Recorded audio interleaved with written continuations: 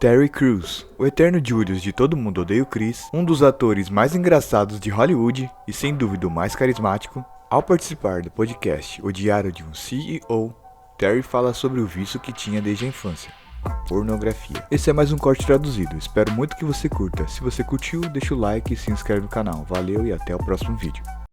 One thing we do as men is that we tend to numb ourselves, because you know, this is a part of, you feel like you're being tough, you feel like you're being strong, like, okay, I don't feel that pain, you know, I can't show that pain, I can't. And drinking is a big way of numbing your pain. For me, it was pornography numbed my pain. And like I still to this day, I've never been drunk, I've never been high, I don't do that, but pornography was something that took me out. When did that come into your life? Pornography? When was the first time? Oh man, I first discovered porn at about 9, 10 years old. I was over at my uncle's house and he had a chest full of pornography. And this is the thing, you know, it's funny because, you know, people have said, well, you know, yeah, there's nothing wrong with pornography, you know, with adults and the whole thing. But the problem is that, you know, you never find it as an adult. I don't know anybody who found pornography as an adult. You always find it as a child. It's everywhere. And it's funny because I've been told, hey man, you know, just mind your business, it's all good, you know, you keep to yourself, that's your issue. But porn never keeps itself to itself. I get texts today, I get texts now. People texting me, it's somebody's like fishing and they text you porn and text you hot girls in your area now. And you're like, I didn't ask for this. You know what I mean? But you start to realize that they know what they're doing. They know if they can get a hook, and they know if they can get it in you, and they know if they can get it in you young. And this was the thing that attracted me to porn, is that I would open up the magazines and they would have comics in them. And the comics and different things, they would have subjects like Goldilocks and, you know, and Snow White and all these stories, Jack and Jill, you know. And you start to realize, wow, this is really, and this is stuff I realized as an adult, that this is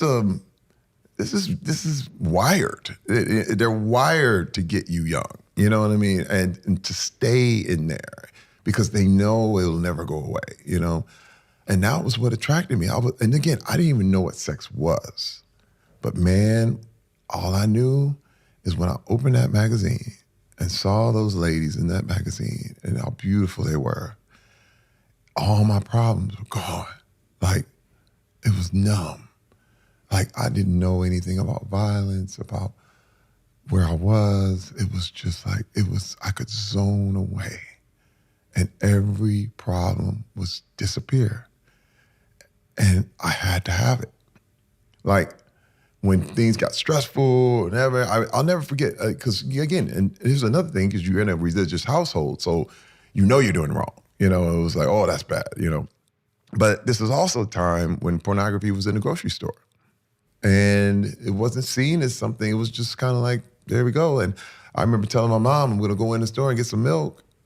And I remember just grabbing one of those magazines and I couldn't stop until she's like, hey, what are you doing? And she would take me out of this numbing experience I was having. And I'm standing there in the store and I told her I was getting some milk and there I was. She's like, I was waiting for you for a half hour. What are you doing? But I was stuck. And that's that kind of power that was on me. Like, and I had this addiction for the longest time. How long? Oh my God. All the way up until 2010. Wow. From the whole life, from literally from the time I was about 10 to all the way up to about 12 years ago. And when you say addiction, a lot of people might not know what that means. A lot of people might think that means watching porn from now and then, or looking at a magazine now and then. What did that mean in reality? What was if you've got an example of how bad it got for you? Yes. First of all, it was it was, I got a day off from the set. So I'm usually on location, and I could watch porn from probably 10 o'clock after my workout, 10 a.m. to 11 p.m. at night. 10 a.m. till 11 p.m. at night. It wouldn't stop. And I couldn't stop. And I would go from one to the next, to the next, to the next. And it was, and the fact that I knew that I was in a different place and no one would know me and no one cared, I could indulge and just, it was what you would call a splurge. Like it just couldn't stop. I couldn't, when day turns into night and you're still watching, I knew I had a problem. And when you tell yourself not that, like, I'm not gonna do this anymore, and then you go right back. Because what was happening, I found, is, with the porn, it was like I would say, okay, I'm done with that, whatever, and I would feel guilty. But with guilt comes shame. And with the shame says, and shame doesn't say you've done something bad. Shame says you are bad. Like, this is who you are. You're just bad. So what you would do is do a bunch of good things. And you would just work hard, and I go good for like 3-4 days, and then you need a reward. And what is that reward? Because you did so good. It's porn. And so you go back in, and the cycle starts all over again. And I found it would just keep going on and on and on. How did it impact your marriage? Because you got married in 1989. Yes. Listen, first of all, I got married in 1989 to the most beautiful woman on earth. And Rebecca, I met her, she's from Gary, Indiana. We met in college. I actually met in church, which was wild because I vowed I wasn't gonna be religious, but what was wild is that I couldn't get away from the things I felt and the things I was used to. And so I went to church and met her, and she was on the piano, and she was the church leader, the worship leader. And she had a child, just like my mom had a child. And it was a little girl, and she was only 6 months old, and we got married when she was 2. And this was the thing. I thought that once I got married, the porn would go away. I said, man, I got a real woman now. Oh, I don't have to tell her about anything. We just gonna, it was a phase. I'm gonna be out of it. It's gonna be great. And then the first argument,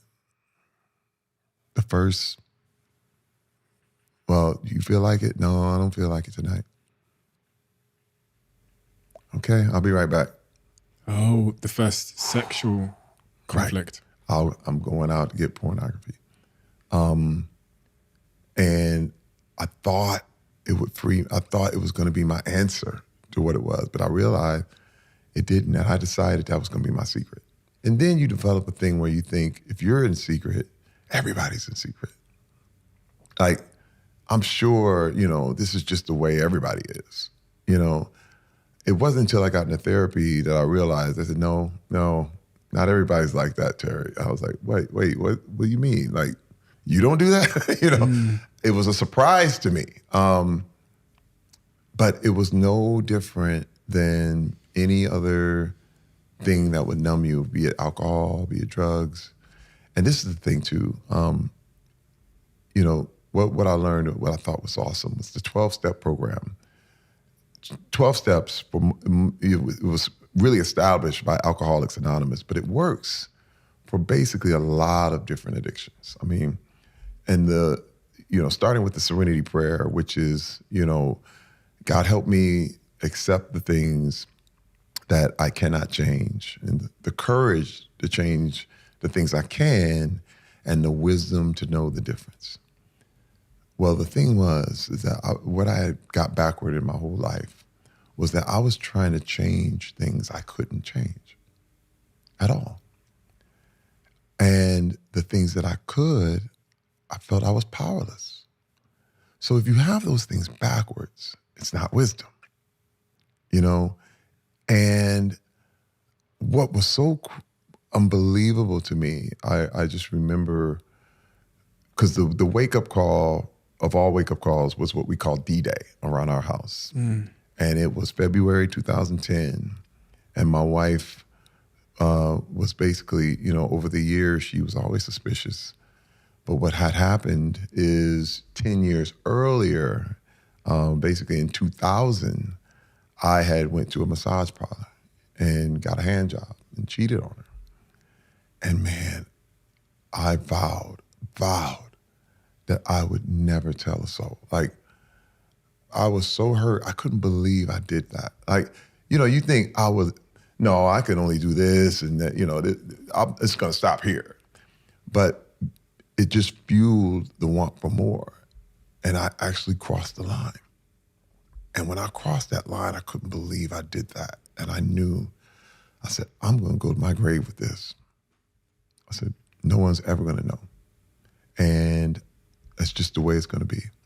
Well, years go by, but my wife was always suspicious. Like, what's up with you, Terry? And I'm like, I'm good. And I remember starting arguments so she would stop talking. Because what happens is one lie turns into 2, turns into 100. And over 10 years, you start to forget which lie you told. Things start to conflate and mixing up. And the pornography never stopped. It would be at a lull, but I go like a month and be like, oh wow, I'm good, and then and man, it all culminated. I'll never forget. February 2010, she was like, "What is it I don't know about you, Terry Crews? There's something I don't know. I can't." Man, it broke me. Because we were on the phone, literally. I was in New York, she was in California, and I was working on a project. And now, this is another thing I want to say. I was very successful. Very successful. You talking rich, making money, famous, popular. Everybody loved Terry Crews. It was like, wow, Mr. White Chicks, Mr. This, that, it was phenomenal. Money was rolling in. We were doing well. And I'm like, what she have to complain about? It's a good life, And the question I would ask her, and I would literally ask myself, was like, why doesn't she believe me?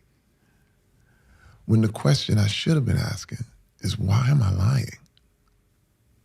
It's two different, it's the context the same, two different views, And I had blamed her for not believing me. That's how deep it goes. And I'm gonna tell you, success is the warmest place to hide. Because no one's gonna call you on your shit. Nobody's gonna say, hey, maybe you should. You get a lot of sycophants. You get a lot of people telling you, you're right. I had tons of people like, man, you good. In comparison to everybody else, oh my God, you never hit your wife. You never, you bring the money home. You do all this stuff. But I was not real. I was a lie. I was living a lie. And when I told my wife, I heard this gasp on the other end, and I was like, oh boy, I think it's over. And she said, I'm done. She said, I don't know who you are. I have no idea. Because see, to me, it happened 10 years ago. But to her, it happened today. What did you tell her? I told her that I went to a massage parlor in Vancouver, and I got a hand job. And I said, it happened, I told her like 10 years ago, it was a long time ago. This is the one thing you don't know. Why did you tell her on that day? Because she's always asked me, like, this wasn't the first time. It was a course of like, you doing something. I'm not doing anything. What are you doing? Like, leave me alone. I'm not like I said, why won't you believe me? But it became to a point where we were on the phone for so long and she wouldn't let it go. A little bit, it was like she wore me down to the point of, like, here. And let me tell you the shocking thing about me telling her that revelation. She was like, I'm gone. That's it. I'm out. And I was like, fine, leave. Great. Thank you. Now we know. Because I was still blaming her. I was like, so you're not going to stick with me? Cool. You know what? I'm Terry Crews. I'm like, I'll get another one just like that. First of all, Hollywood does not care if you lose your family. In fact, I'll get 3 more movies. They're like, hey, man, you ain't have to go home. Just go right this one set to the next. I said, since when has Hollywood cared if you lost your family? Since when has that been a career breaker? Never. In fact, you get a divorce, that's just par for the course. And I was like, cool, you can't handle it. And I had all kinds of excuses where, you don't understand my upbringing. I got a high sex drive. This fame. You look at all the women I could be having. None of that stuff worked, man. And all of a sudden, and she left. I remember her hanging up the phone and said, don't come home. I said, I'm not. And then there I was by myself. I remember in this hotel room. And I was with my little thing like, there it is. It's over. And then a little voice was like, maybe it's me. I was like, who is that? I was like, no. First of all, I just gave you the rundown on all the excuses on why I had to do what I had to do because that's what I needed and whoop, whoop, whoop, whoop. It's you, Terry. She's got nothing to do with this. And man, it was like cracking an egg and I was trying to seal it. But the goop was going all over the place and I'm like, I'm trying to put an egg back together. And I can't do it. And I went, damn it. It is me. It is me. Like, I lied. Like, I was lying the whole time. And what I presented to my wife was an image. And she was married to that. But she wasn't married to the real Terry Crews. She was married to the picture. She didn't know. And let me tell you, man, one thing I learned, which is so important and incredible, after all this, and once me and my wife rebuilt our marriage, like literally from the ground up, I learned that intimacy is the only thing I'm looking for. And when I say that, intimacy really means that someone knows you, all your stuff, everything about you, good and bad, and loves you anyway. That's all every man is looking for. First of all, your mama does that. Your mama knows everything. And she loves you anyway.